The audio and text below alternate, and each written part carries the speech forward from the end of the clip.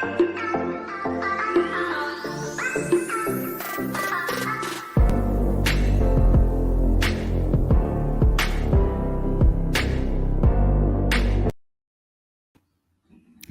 everyone, thank you so much for joining.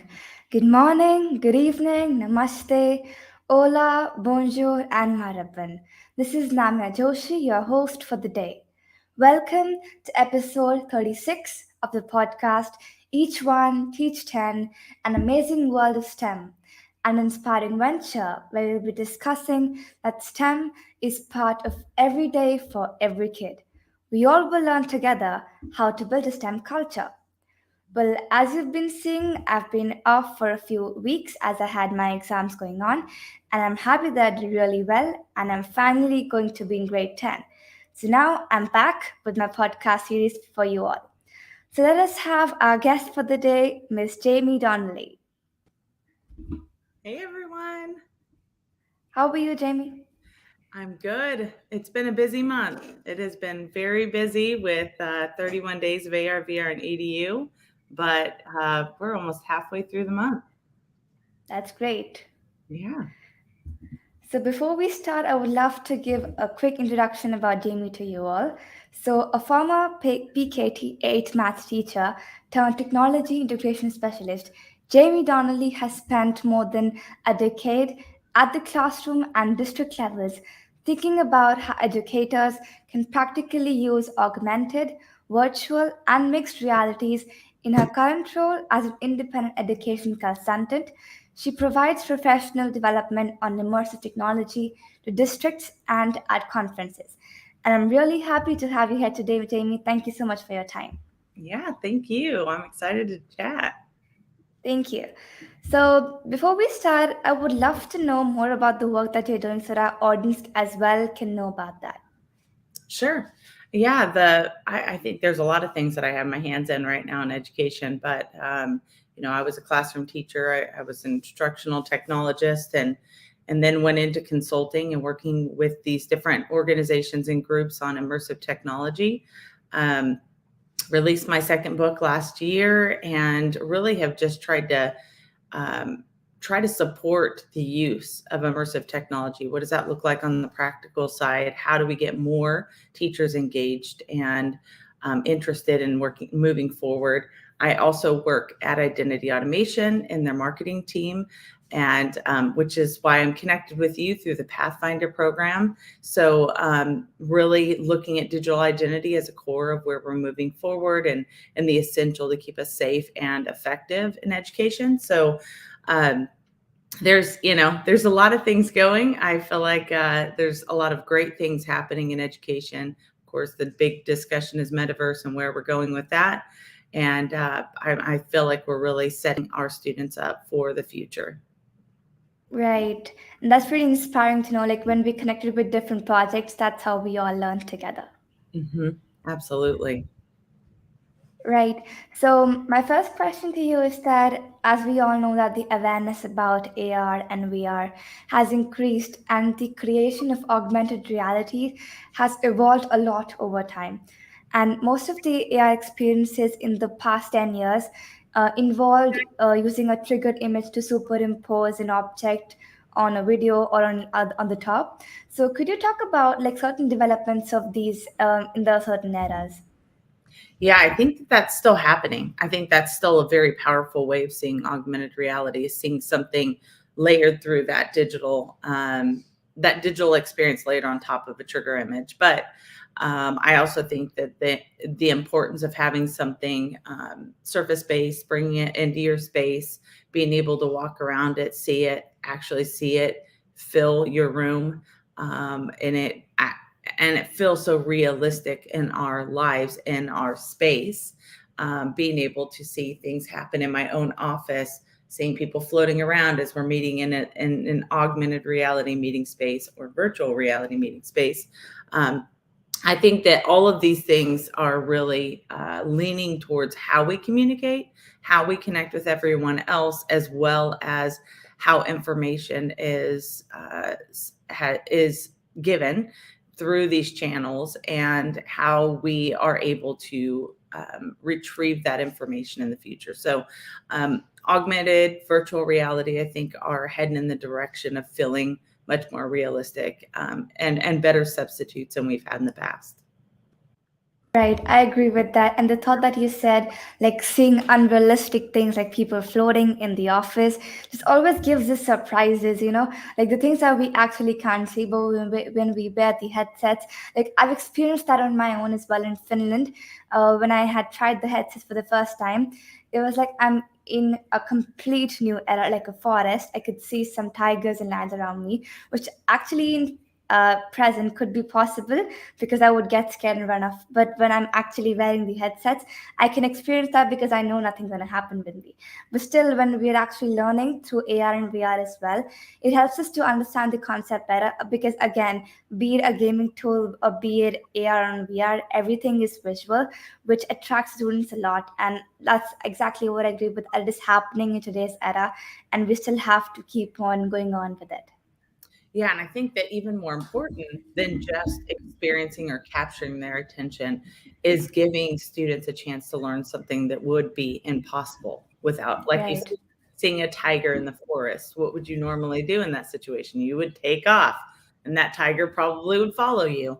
But when you think about being there in augmented or virtual reality, which both are possible right now, it really does give you a safer experience, of course, but then also reassuring that you actually can focus and look at things instead of being afraid of being in that situation. Like being at a volcano, there's no way any of us can actually be at a volcano, but when you go to a volcano through these immersive technologies, it helps you grasp the concept further.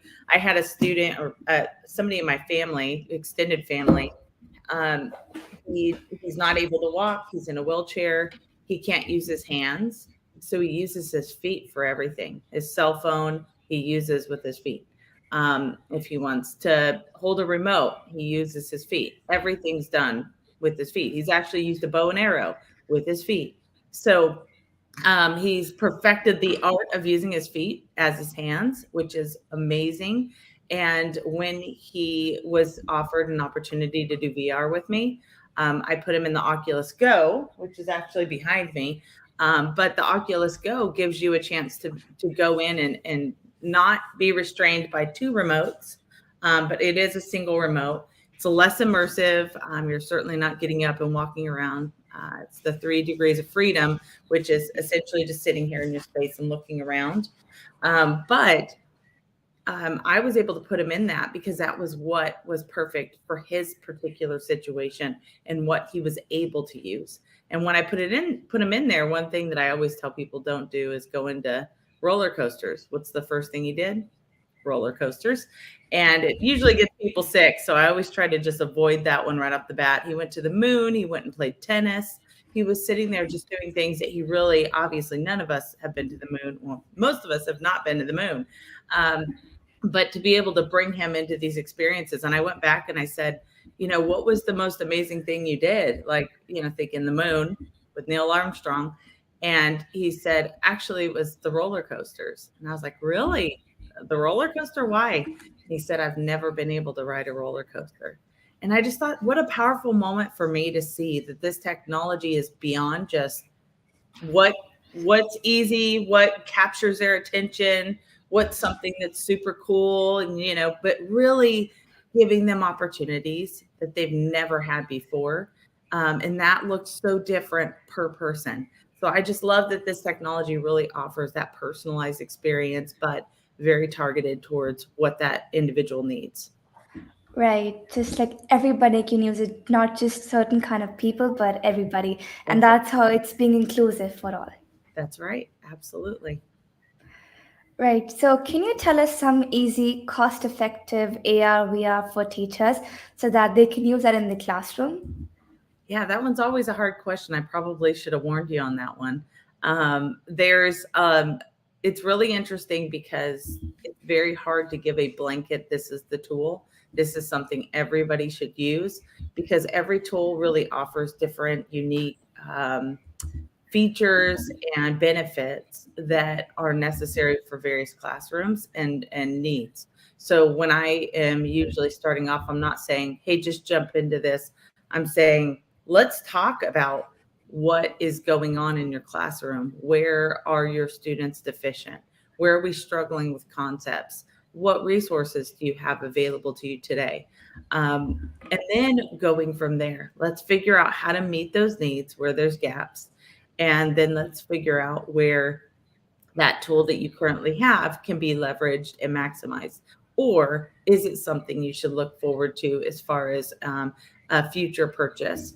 And so those conversations that we're having, I think, are just necessary for us to move forward. But it really does take those kinds of conversations. It takes that thought, it takes the planning, it takes preparing for what is going to be effective, because just throwing a tool in there and saying this really is a general, I'll say CoSpaces is a pretty general tool that goes across many different subjects, a lot of different devices, and it is a really cool tool, but it may not be what your students need to fill that gap. So Mhm. even though it might be a good tool universally, it does not mean that it's the right tool for your students and their situation. So I think really coming down and thinking about that, thoroughly thinking about that, feel free to reach out. If there's questions about that, to say, I would like to learn more.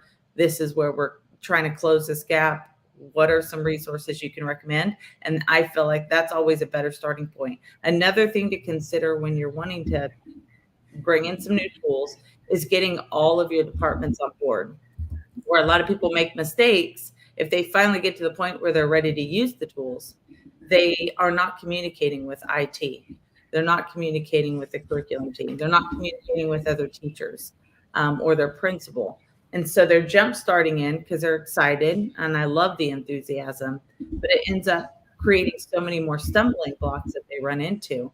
And not having all of those departments to communicate effectively, that really prevent your students from using those tools in the right way and benefiting them. So I think that there's a lot of that's a loaded question, we'd say, because it's a big answer. I feel like there is not one answer for every person. Mhm. There are a lot of different tools out there that can be used in various situations, and really narrowing down those tools to align with your goals.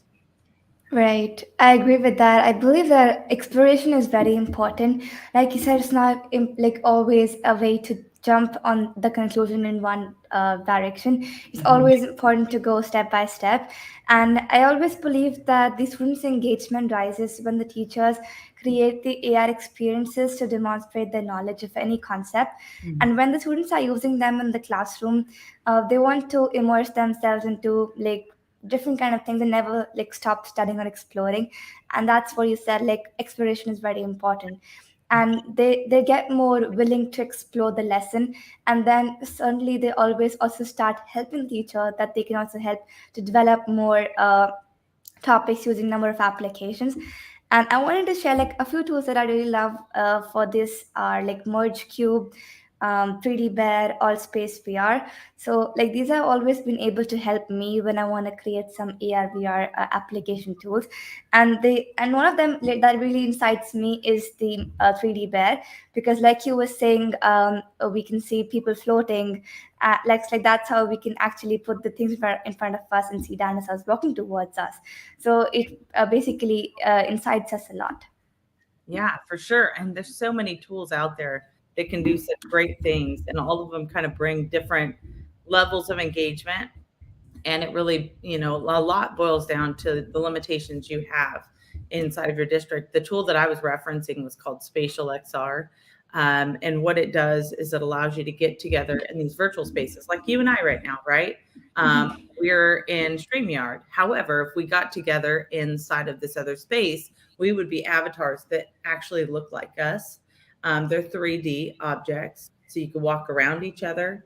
You can see expressions aligned with the face and the mouth, and you can see the direction of which somebody's looking. And it's that Mhm. avatar is reflecting what you are doing in person, right? But then you have the option of being able to interact with presentations like we do here. And then you can bring in 3D objects. I can literally take my app on my phone with Spatial XR. I can scan my desk, and then it would show up in our virtual reality space. Like I can bring my world into our VR meeting space. And then oh my gosh, what's really cool is that you could take that concept and actually switch to AR mode, and you then would be floating around, walking around in my office.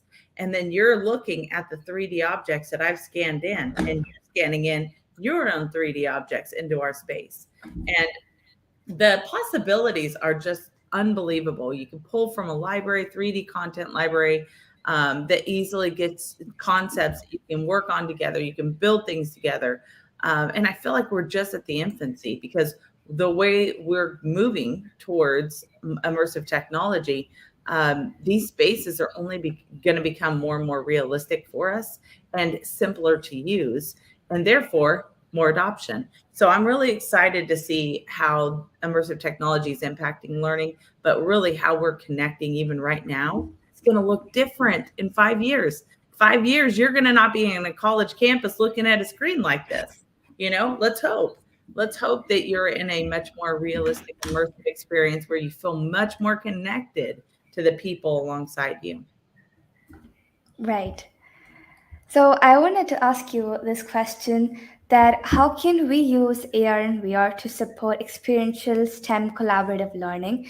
Because STEM is like the talk of the day, and everybody around the world is using STEM. So if we can learn how we can collaborate these two things together, so the students, teachers who are using STEM can also now come forward using AR and VR.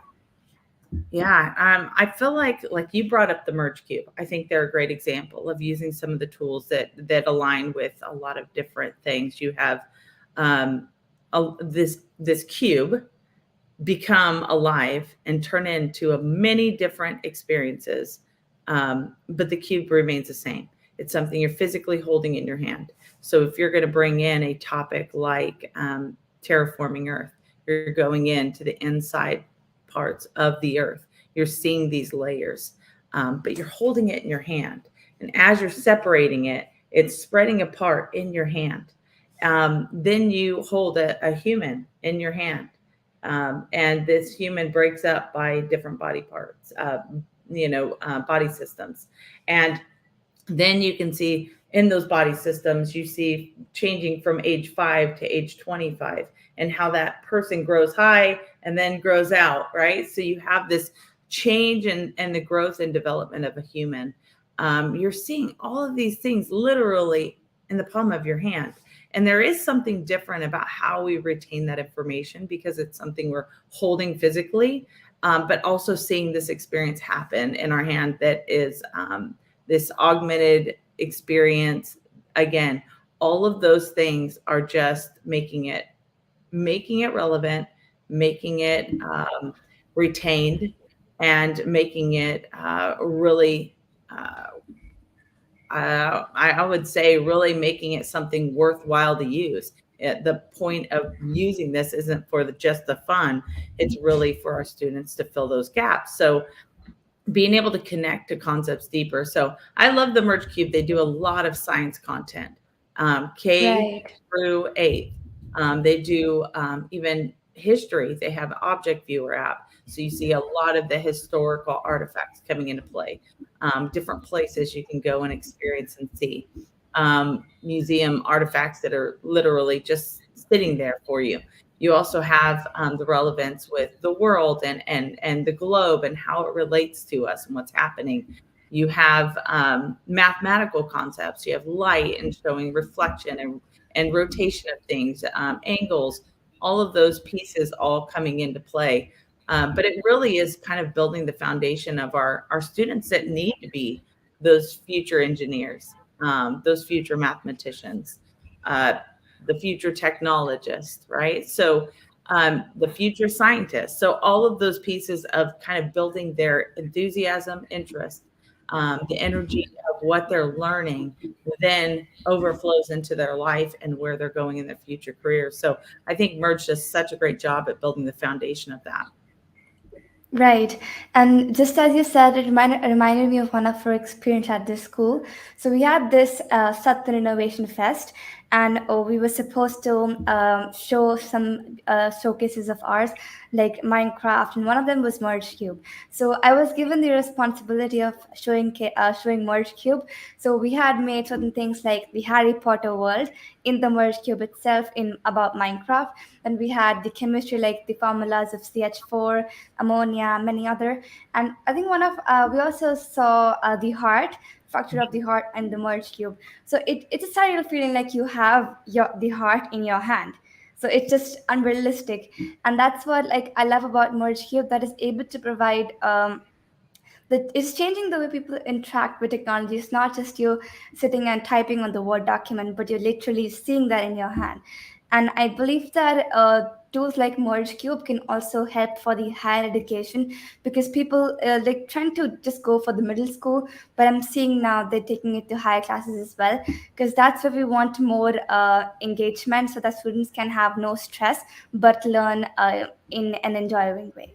Yeah, absolutely. Yeah, those are really good points, Namya. I love that you got to share out the merch cube. I think that's really cool.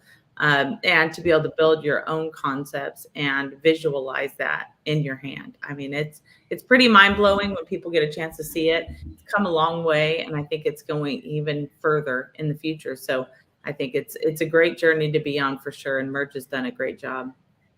Right.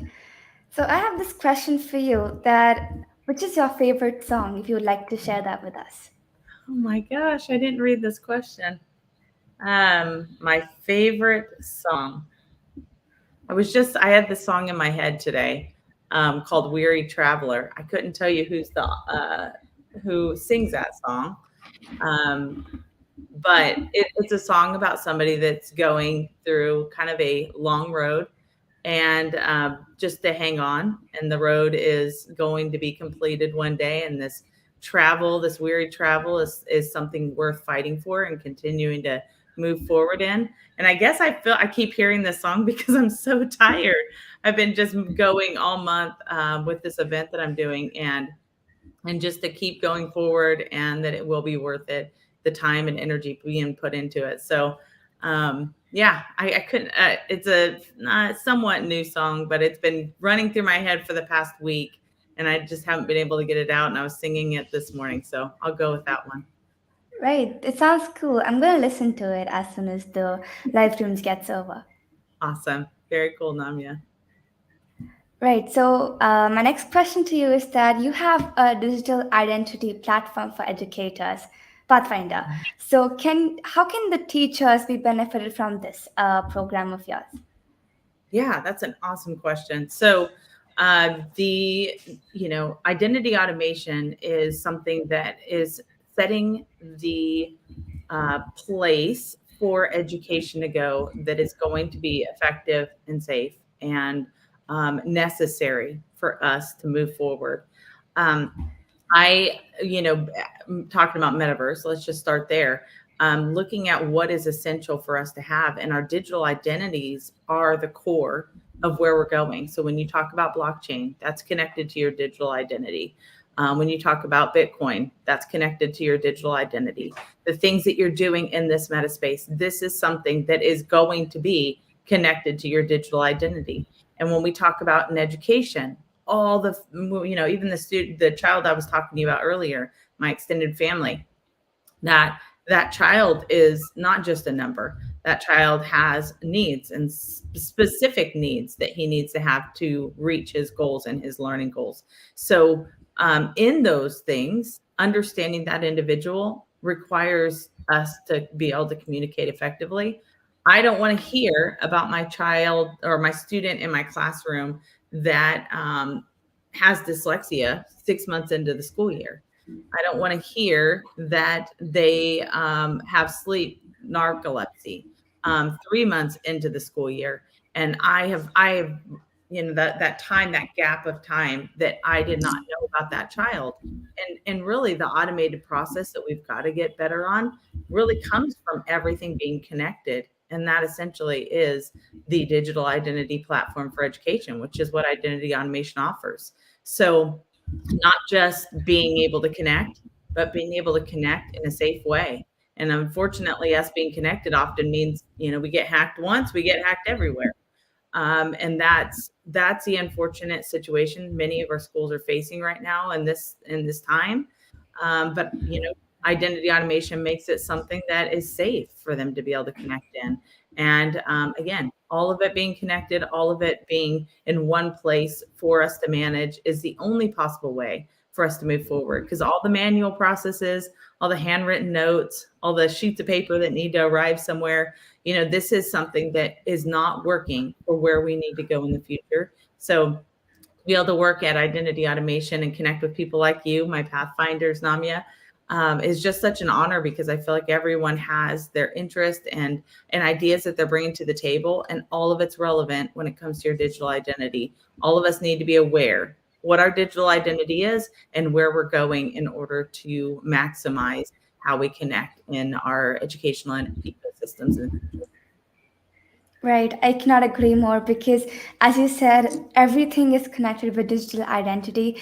And I learned something new that we just don't need to connect, we need to connect safely. Mhm. And that's exactly what even digital citizenship talks about, how we have to be not just aware online, but being responsible, being inclusive, being informed. And then that's how we are becoming pathfinders and impact at the same time. Absolutely. I love it, Namya. Spot on. Thank you. So, if I have your permission, Jamie, can we show a few comments or if we have some questions coming in for you? Sure. Absolutely. Okay, thank you. So, we have Mr. Deepak Pandey joining us. Thank you so much for joining, sir. Hello. We have Miss Amanda here. Thank you so much for joining. That's so cool. We also have Miss Monica Joshi. Thank you so much for joining. Awesome. We have Miss Julie Bennett joining us from Ottawa in Canada. Awesome. And we have Miss Sapna Iyer joining us. Thank you so much for joining. Oh, that's so cool. I also have one of my teacher at school, Miss Rashi Su, joining us. Thank you so much for joining. Oh, that's great. I love that. Thank, thank you. And here's one of my friend Riyadh. He also has his own platform, The Clippers. So thank you so much for joining. Here's one of my friend at school. Thank you so much for joining. Right. So we have one question by Miss Amanda that how do you overcome or help users with motion Mhm. sickness? That's such an awesome question, Amanda. I would say that when it comes to motion sickness, I tend to push away from jumping into VR headsets right now. I like to use the tools that we already have and we're already using in the classroom. It could be a mobile device, so a cell phone, a tablet, our computers, our Chromebooks. The more that we use of those tools that we're already on, the less of a learning curve. But I think having a VR headset today is really tricky. I love what it offers, but it also creates a lot of problems in implementing it into schools. So I typically don't deal with motion sickness for that reason, because I'm not really saying everybody needs to be in a VR headset. But I will say that if you are using a VR headset, that the higher end VR headsets make you much less ill. That actually getting up and moving around and it connecting to your real physical movements uh, really decreases the chance of that motion sickness. It comes down to, just pointing your finger and moving to different places. That does create some problems with people feeling very sick. Some people need to be sitting down when they're experiencing this, but your motion and your movement, try to sit in kind of a swivel chair so you're really looking around instead of just pointing somewhere and turning. Your brain wants to move as quickly as you're actually looking. So if you turn your head and that movement is not aligned with as quickly aligned as your movement with your head, that is where you're going to run into motion sickness. So having kind of the low end tech, like maybe using your phone and putting it in like Google Cardboard concept, that's where you're probably going to have more of your issues, or some of the lower end VR headsets, because it's not moving as quickly as you are for your brain to keep up with. So those are some things that I typically try to avoid. And most people, honestly, I had somebody get sick when they were watching somebody with a tablet looking around in a 360. They were watching somebody else do it and they got sick. I was like, you got problems. But when you're talking about what people can handle, that is so individual. And I would ease into it instead of just jumping in and saying, go at it. I would really make sure that where they're in a safe space, that if they do get sick, it's something you can immediately take them out of. And that's something that you would avoid in the future. But really that communication is key for you to be able to know how it works for each individual. Right. There's always a pros and cons for everything. And like I also tried it and I did feel like a little bit nauseatic at once at the end, like because I've been using it for a long time. So it should Yes. be used like for a particular time, not the entire day. And I guess I had been using it for an hour or something and I started feeling a little bit sick. So I took a break and then I used it again. But it obviously because you're just saying things for a long time and you can't see the outer world. So it does feel like that's what exactly I was feeling that time. But yeah, I understood like we're trying to say, and it's really important to use it till the time you can and not just overwork yourself with the AR and VR sets. Namya, you're bringing up such a great point in how much time we're actually in these VR experiences. It could actually be detrimental. It could be Mhm. really harmful for our brains. There have been times I've put on my headset and it's bright like today, and I take it off and it's dark. And I was like, how did that much time pass by? You don't realize how quickly it's going. And I think that's another thing, having something set up where there's this, 5 to max 10-minute window that you're working in something and taking breaks and going back to the real world, because it does take a while. When you take it off, it's like it takes a while for your brain to start thinking, whoa, what's going on? Let me make sense of this again. It Mhm. there is a bit of a gap before you kind of get back to normal. And I think that can be very dangerous if we're not careful about that time. Really great point. Thank you. And Miss Amanda also asks us that is it this song that you just mentioned about?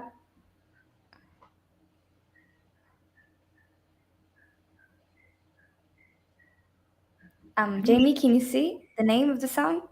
Weary Traveler by Jordan St. Clair. Let me look. That sounds right. I thought you were playing the music. I apologize. Oh, that's okay. I thought there was some internet issue. Yes, I think that is. Yep, that's it. Yes, that's totally it. So that's so cool. Thank you for finding that, Amanda. Right. And then we also have Mr. Rajiv Malhan joining us. Thank you so much for joining us. It's really good to see you. We have Miss Pranjali Vaidya Brahme. Thank you so much for joining. She's saying hello to you. Oh, And then we also have one of my teacher at school, I guess. We have her. Thank you so much for joining. And who else do we have in here? Yep, I guess that's all we have. And we have another comment by Miss Julie that she loves using ARVR in the class, and she's going to be using the merge cube as well.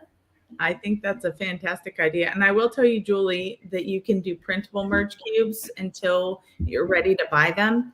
It's a good entry point to just see if this is something that is going to align for your students without making the purchase. But here in the US, they're about $20, which is very cost effective. People that are like, well, all we're going to do is printable because we don't have the funds. By the time you print something out, and the cost there could be, with black ink, you have that plus the time that you're spending putting it together meticulously and getting it all done, having it for one time to be able to use it and see and move forward and potentially buy these.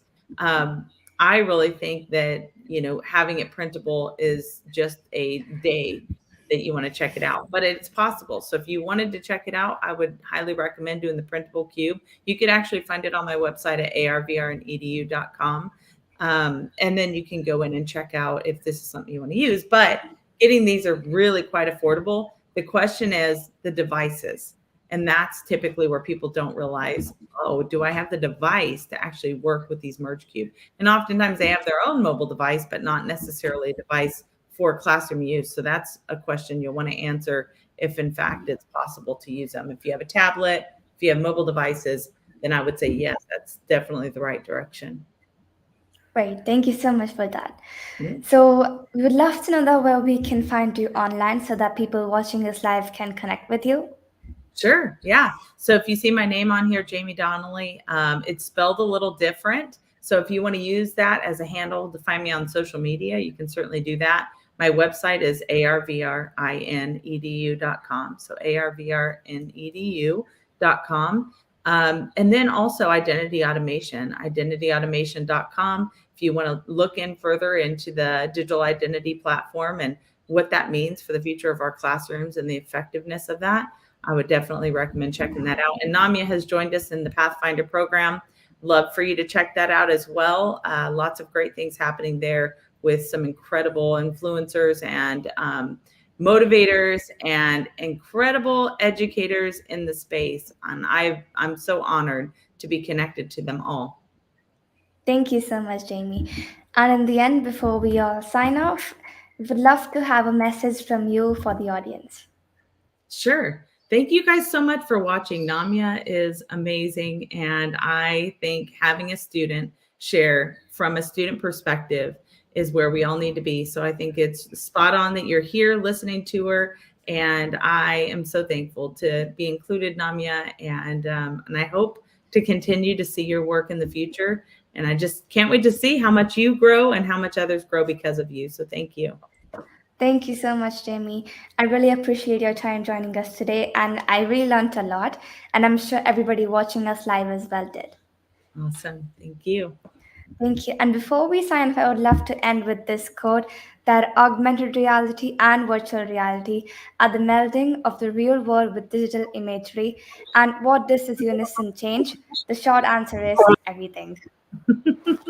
Very cool. Thank you.